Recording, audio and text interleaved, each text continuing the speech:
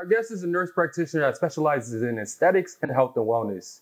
Please help me to introduce aesthetic injector Tysharra. Hi, everybody. I'm Tysharra Belfon, aesthetic injector and wellness expert. Hi, my name is Jonathan McLean, and I'm the founder and CEO of McLean Aesthetics.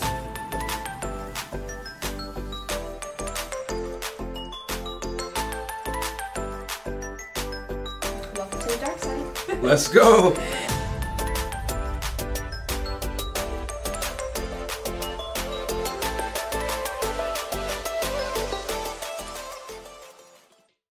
So hey Tysharra, how are you? How are you doing today? I'm doing wonderful. I'm actually doing really good. I'm excited to be here. I'm excited to be on this platform. Thank you very much for having me. Nice, nice. I'm excited that you're here. It's going to be a good show for sure, for sure. Absolutely. So let's go all the way back to the beginning.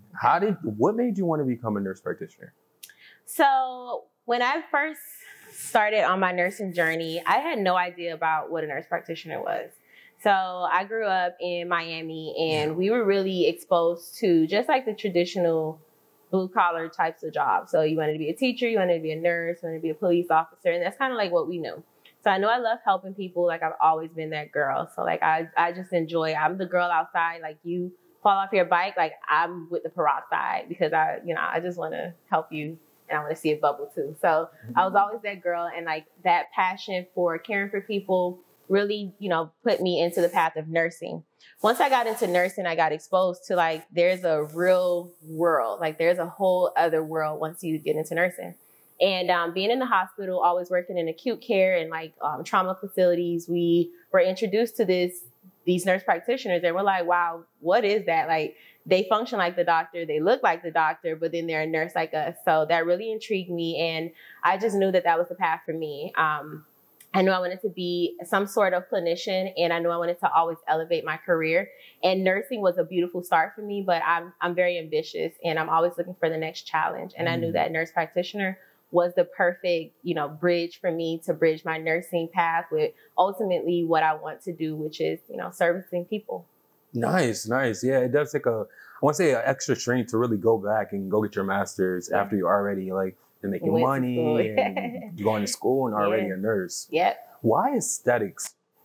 So aesthetics is, oh my God, like we talk about just marrying, the different passions. And I'm a Sagittarius, so that's going to come out through this whole interview because I am just a Sagittarius through and through. So I just love so many different things. So I'm so passionate about everything that I do. And I've always loved the way that people feel when you do something for them, and makeup. And I'm that girl that like, I'm a nurse, but like, I'm also like, I'm going to beat my best friend's face. Like I'm going to have you looking the best that you can look. So I'm like, I love makeup. And I went through a phase where I'm like, don't be a makeup artist. And then I'm like, probably not. So I'm like, how can I marry those two passions? How can I marry this beauty industry with my love for nursing and healthcare? And boom, aesthetics was it. Because I call it medical makeup. We are able to just really change the way someone looks, their features, things that bothers them. And we're able to really go in and tweak those things with minor or even major transformations and just really have that person just feel amazing about themselves, a face that they probably haven't seen in 20 years that I'm able to do. So it was like the perfect marriage between beauty and wellness and health and being able to capitalize on my degrees and what I've worked really hard for. Nice, nice. Did you have any type of art background or anything that you do artistic in your personal life? I am actually not, I have no art background. However, I will tell you this, my mom is the most artistic person ever. Like she literally designed my office for me. Wow. She can take a shack and like make it look like a mansion, like with like things from a little bit here, a little bit there. And just go, makeup is something, I'm in a family full of women. So I'm surrounded by girls all day. So we play in makeup, we play in hair, we experiment. And that's kind of like where the love for art and makeup and like this whole aesthetic world really grew from, is basically my mom. And like, she's really artistic and she has a vision. And I guess just being around that cultivated this artistic side of me. Nice, nice. Do you feel like there's like a stigma around like aesthetic? Like, do you think people take it serious? Like, what do you feel about that? So that's a loaded question for me. Yeah. So I feel that being a Black girl, I feel like we have to work a little bit harder in aesthetics. And a lot of times being from an inner city and from a humble background, aesthetics wasn't something that was really afforded to people like us. Like, we didn't grow up seeing our moms and, going to get Botox or doing these self-maintenance, expensive treatments, because aesthetics is a luxury. And so for us, I feel like a lot of our people look at it as wasteful, or, like the funds could be allocated towards something else. So it's a lot of educating that I do. And that's another part of why I really love what I'm able to do, because I'm able to get people that look like me, and I'm able to get them to see the beauty in not only the industry, but just the taking care of yourself, and how your glass can be full. And it doesn't mean, that you're doing something that you shouldn't be doing. Like, we have to kind of get that stigma outside of like, well, you don't need that, or you shouldn't do that. So I'm a person that whatever feels good to you, do it. So I do feel like aesthetics, you have to work a little bit harder to allow people not only in your community of other clinicians and, traditional doctors and traditional nurse practitioners, to know that like we are actually, we do our thing and we're safe. And to be safe, we have to go the extra mile. So there's no aesthetic courses in nursing or the traditional medical pathway. Like, we have to go outside and seek this training. We have to pay for this training, and it can be very expensive. So I do think there's a little bit of a stigma from both the medical community as well as just outside community, and just knowing that, it is an art, like you said, and that we really do, put a lot into it, and just kind of getting our people to see that it's okay to like indulge, like, and care for yourself. Yeah, no, for sure. And I want to touch on two parts of that. One is definitely like I was saying, a little bit behind the scenes. People go years without trying this because they have this stigma that's surrounding it. And then they get it done. They're like, wow, this is amazing. Yeah, I've been wasting my whole life. And I haven't had this done. So yes, education is important. Yeah. And then also, like you said, there's no courses to really get into this industry. You kind of got to find it yourself. Yeah. How did you land your first job?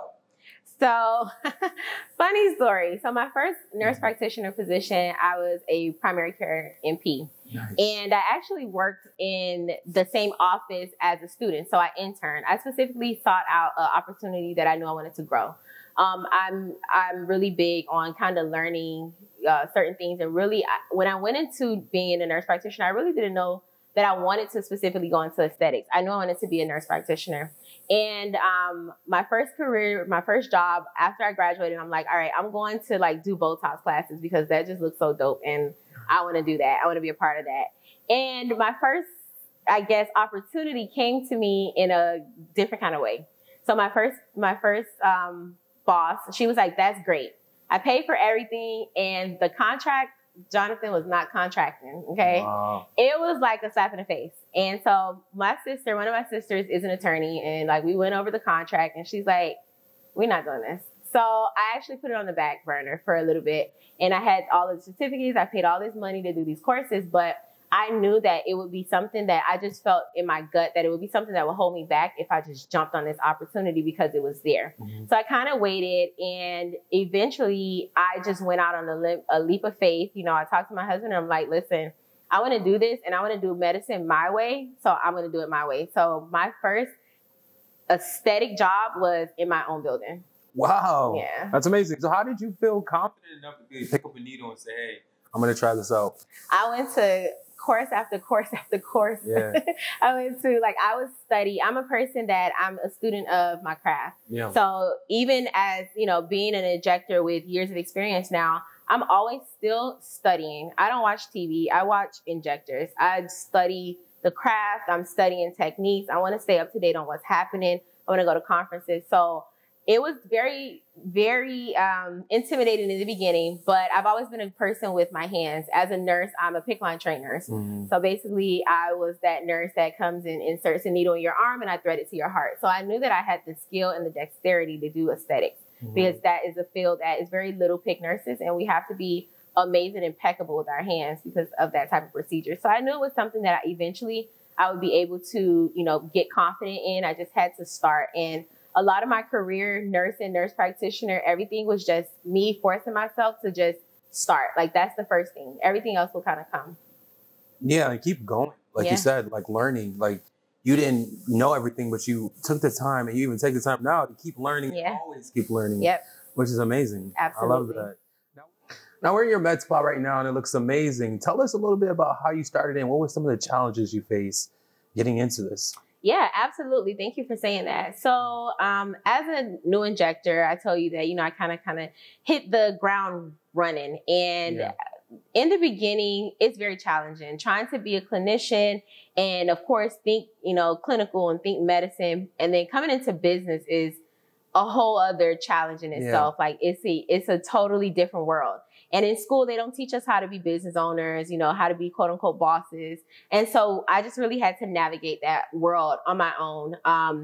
Again, I'm the only healthcare person in my family, the only one. Wow. And I am actually the only business owner as well in my family. So it was a lot to navigate and learn on our own. So my husband and I, we do a lot of, exploring, and we do a lot of trial and error. That's just how business works. But it was very challenging. And we didn't just start here with this big space and this beautiful space. We kind of like tested the waters a little bit. So I was grateful enough to network and meet people that understood what I was trying to do.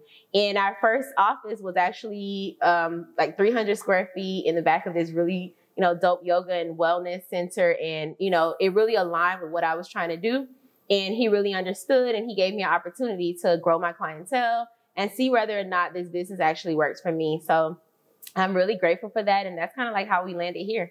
That's super dope, super amazing. Did you practice on your family and friends first, or? Yes. So I don't know if you checked out my Instagram, but my mom is like my biggest fan. Like she is a stan. Like it doesn't matter what I bring in here. I could be like, Mom, I want to do like alien injection. She's like, let's go. So like, she's my biggest fan. She's my biggest supporter. And to be honest with you, you always start out with doing things small on your family, on your friends. My clients know it's nothing in my office that I would offer to them that I wouldn't do to myself or my family. So I think that, sometimes we hear that and we're like, oh, did you start out practicing on your family and your friends? And we kind of like, oh my God, but that speaks volumes, because if I'm willing to do something to my mom, myself, and people that I love in order to bring it to people that I don't even know, that just tells you the true, nature of the person that you're dealing with. So there's nothing in my office that I don't support, I don't stand behind, or that I wouldn't do to myself or my family. Nice. Tell us a little bit about the services that you provide here. Yes. So our office is unique. So when I created this business, I knew that I wanted to change the way that we saw wellness, the way that we saw aesthetics. So my office is a hybrid. And when I say that to people, they're like, that's interesting. But that's exactly what I want. I want it to be something different. I want my clients to come here, have an experience, and feel like they're at home. So the services that we offer, we range from health and wellness services like IV hydration therapy, vitamin therapy, hormone replacement therapy. I still do traditional medicine. So I still do sick visits, telemedicine visits. We do physical exams. We do pap smears. And then we dive into weight loss. Weight loss is probably one of my favorite procedures that I do here, my services rather, that I do here, because it really transforms people's lives. So weight loss is big for us. And then we get into aesthetics. So we do threads, we do Botox, we do lips, cheeks, we do all types of fillers. We do PRP. That's one of our really good services. We have facials here, waxing, body contouring services, all types of things. So you name it, we do it. And there's always more to come because we're always growing and expanding. And, that's how my mind works. Yeah, that's pushing the pen, pushing the services, pushing your business. Yeah, always pushing to the next level. What trends are you seeing right now in the market? Well, one trend that I see that's a little bit scary is people are kind of negating the fact that this is truly a skill, it's an art, and it's actually a form of medicine. And so I'm seeing a lot of times out in the market that people are disregarding the safety of some of the procedures that they want to have. And so we're seeing a lot of people that are not trained injectors, not trained clinicians, and they are actually capitalizing. And, it's cheaper services, of course, because a lot of it is not FDA approved. A lot of them are black market. We're seeing things like, Amazon products being used in people's bodies, unsterile, and just, so that's a very scary trend that we're seeing in the market. And, my goal is all the time with my platform is to always educate. And it's not only to, of course, we want to always grow our business, but if I feel like I touched somebody's life, or if I could have probably prevented someone from having something catastrophic happen to them by putting that education out there, then I feel like I did my job. I'm really glad you brought that point up, because especially in South Florida, I think in the bigger areas like New York and LA, there's a real bad underground market problem. And people are getting disfigured by it.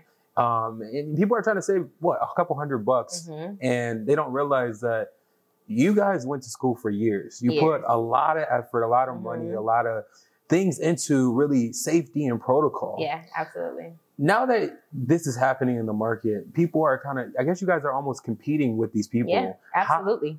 So what do you do to kind of combat that? So the biggest thing is education. And education is something that needs to happen at every single visit. And so a lot of times on consultations, we call our consultations get to know you experiences or discovery journeys. And that not only is my opportunity to get to know more about you, but to get to know more about me. As you see, we have my credentials on the walls. And it's not just for bragging rights. It's truly to let you know that I did the work to be able to be here to safely do something for you. And we are in Miami. There's a huge Black market for all types of things, lip fillers, Botox.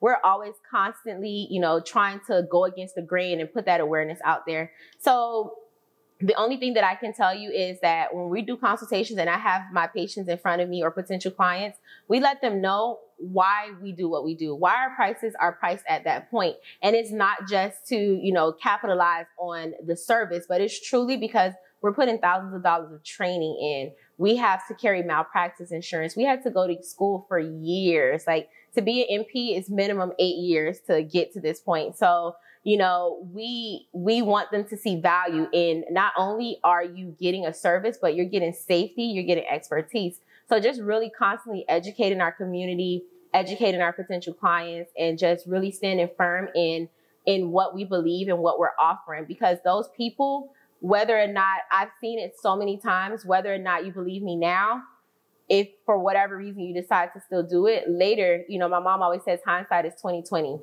And so if I could prevent that, client from doing that through education and through demonstration and just, again, promoting and always capitalizing on why we are the experts in the field, then that's all we can do. Yeah, for sure. Education. Yeah. Now, Botox has only been around for about 20 years now.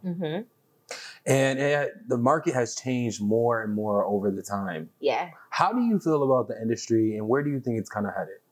So the industry is up and down. Like, just like us as people, we're always changing what we think looks good.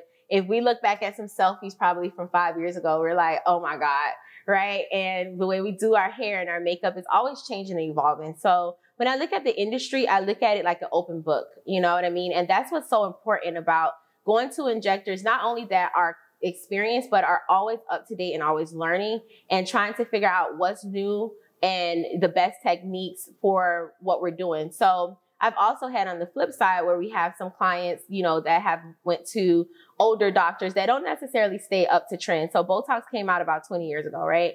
And so they're still injecting in that same way or in that same pattern or the same fashion that may not give us what we want today. So in the industry, we always have to be staying abreast on what's new, what's happening, and just really fine tuning and perfecting our craft and our skills. So I really see the industry is going to continue to be up and down as far as what's hot, what's trendy. But one thing that's for certain, like, people are not going to stop caring about the way that they look and the way that they feel. So if you're, in the business of making people feel good, then we're here to stay. Yeah, for sure.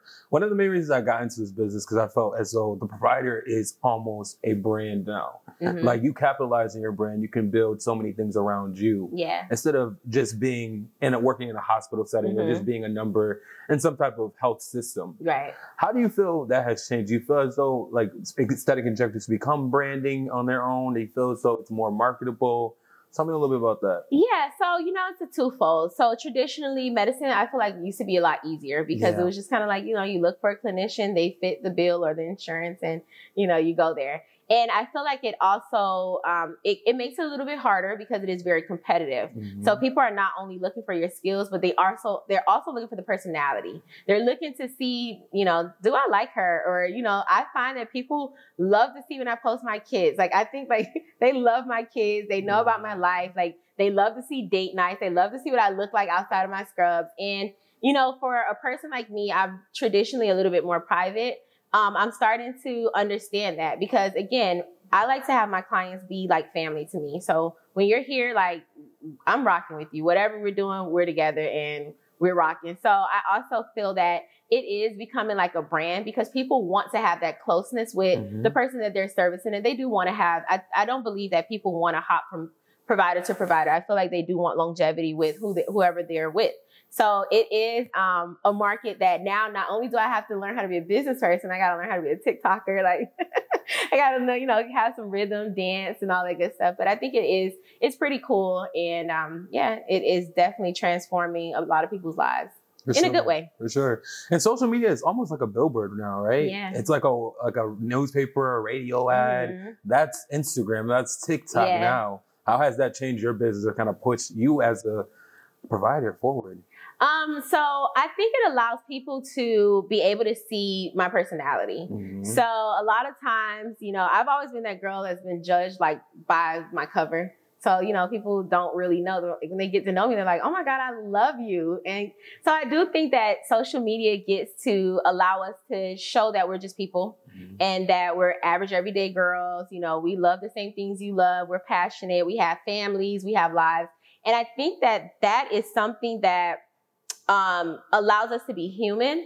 And when we are clinicians, you know, when you don't feel good, you expect for your doctor to be like right there. But by allowing them kind of like in our personal lives a little bit, they get to be a little bit more compassionate with us. And they're like, you know what, she's a mom, or, you know, wow, you know, she's a wife, or, you know, after hours, she's not on call because she's out hanging out with her friends or her family. So it allows us to be a lot more relatable. And I feel like it allows our community to really see us as people and not kind of put us on this like untouchable, you know, pedestal where we need to just be on call and on service. So they get to see the human side of us. For sure, for sure. And people want to be along on the journey with you. Yeah. They want to know exactly how your business is doing. Yeah. And then they want to be a part of that. Yeah. So I agree with that for sure. Now, community-wise, is it important to know other providers to help and things of that nature? Absolutely. So if you think that being on an island by yourself, you're going to ever have growth, you won't. Because you have to, number one, be aware of what's going on around you. Yeah. And I'm a people's person. I'm like girl power all day. So I always want to see another person win. And so I feel like there's billions of people on this planet. So there's enough room for us all to eat. And we don't necessarily need to see each other as competition. We need to see each other as allies. So I definitely think that it is very important to have a girl tribe of estheticians and injectors and nurse practitioners because we're able to, number one, vent. And not everybody understands us. It's not like, you know, we have an everyday job. So sometimes you have to have your tribe of women that like go through the same thing. And then it also allows you to see that it's not just you. Like you're not out here, you know, whatever you had today, a bad day, the person that you may admire or look up to, they've had a similar day, probably sooner than you would have even imagined. So it's always important to have that tribe of support around you to be able to kind of bounce ideas off of and to grow. And I also think that, you know, as nurse practitioners, we're always, you know, still, again, learning. So everybody beats their path at a different, you know, stage in their life. So it's always important to learn from others and then also be in a position to help someone else learn as well. So a tribe is always essential. Definitely. Yeah. Now, new providers are always entering the industry. I get calls every single day. Yeah. People frustrated. They can't get in. They don't know how to get in. They want to give up. What advice could you give to someone that's entering the industry? Patience. Even though it's harder to do than, you know, it sounds, but be patient and to truly just network and don't give up on yourself. Like our dreams are attainable no matter what. So sometimes with the world of TikTok and the 20-second videos, we think that things happen with instant gratification. And we think that we're going to pop up a business and the people are going to come. And it doesn't happen like that. So give yourself time. My favorite thing is to, you know, I'm always telling people like, be graceful to yourself, give yourself grace and don't give up. And always look for a different way to get to the end point. It's not going to always be a straight road. It's not going to always be laid out in 10 steps. Sometimes you have to, you know, take a side street to get back to where you want to go. So my advice for new injectors is to learn as much as you can learn, you know, align yourself with other people that are willing to help you and willing to see you grow and want to see you grow. So align yourself with expert injectors and even injectors that are coming up in the industry with you. So a lot of times people think that they only need to go find the person that's been doing it for years and years and years. That may not be your tribe. Sometimes it's someone that's just like you and you guys learn together and grow together. So never give up and just constantly find a new way to get to wherever you want to be. For sure, for sure. Yeah. Now, working in the hospital, working now in an outpatient setting, what are some cons and some benefits you can give for people that are transitioning out? So my transition was rocky because I missed it. I won't lie. When I first went into primary care in an outpatient setting, it was like a different world. Like I felt like I wanted everything stat, like I wanted everything right now, like I wanted it all. And because I'm used to working in telemetry, trauma, you know, step down. So it was always fast paced. You know, I need something, I get it right now. So then transition into outpatient, and I'm like, what do you mean I gotta wait 3 days like for an answer? So it's a definite, it's a difference when you're used to the hospital, you know, fast paced. But the flip coin of that is it gives you a little bit of balance as well. So it allows you to kind of see how other people live outside of your 12-hour shift. So, you know, I've never imagined in a million years, like being able to like do cocktails or happy hour after work. Like I'm beat, like all I want to do is sleep. And now like, you know, having the flexibility of being in the office setting, it's cool. And the best part about it is I'm able to see people healthy. Seeing people working in the hospital and working in a facility that we're really seeing people on their worst days. And we're really seeing people at their worst moments with, you know, terrible diseases, terrible illnesses. So sometimes you can get wrapped up in that world and it can really bring you down. It could be a lot. It could be draining mentally. Getting to be in an outpatient center, like how we've structured our med spa, is we see a lot of people for wellness and happy things. Like we end our visits with hugs and like, girl, I'm gonna see you, you know, in 4 weeks, happy stuff. And that is in itself so fulfilling because, again, the focus is no longer on treatment and it's on health optimization and it's on wellness and seeing you happy. So if you're battling with, you know, if outpatient or, you know, this type of industry is for you, being able to see people at their best sometimes is rewarding itself. Yeah, for sure, for sure. I can agree with that. And that's the cool thing about what you do, right? Because I myself started off in hospital recruiting too. And it was kind of draining seeing everybody, like you said, all the trauma and things like that. But being an outpatient setting, you kind of get to choose how you want to run your own practice. Absolutely. How do you kind of deal with like work-life balance and not burning out? So when you own your own business, the best part about owning your own business is you set your schedule. So sometimes that is something that even though I worked in the hospital 12-hour shifts, I felt like I had a lot of work-life balance. When I went to primary care and I was working more of an 8 to 5, I felt drained. I felt like I didn't see my kids. I felt like nobody knew me at the school. I couldn't do anything. Opening my own business, that was a big pushing factor for me as well because I wanted to be able to have flexibility and I wanted that balance. So I make my own schedule. I'm able to, you know, open and close and take days off and go to my kids' dance recital or go to my kids' game or just be there to pass out chips at the school and, you know, have lunch dates with my husband. You know, I can remember being in the hospital and it's always like a beautiful day when you're at work for 12 hours. Like I used to work on the intercoastal, so I would look out and see like the water and I'm like, oh my God.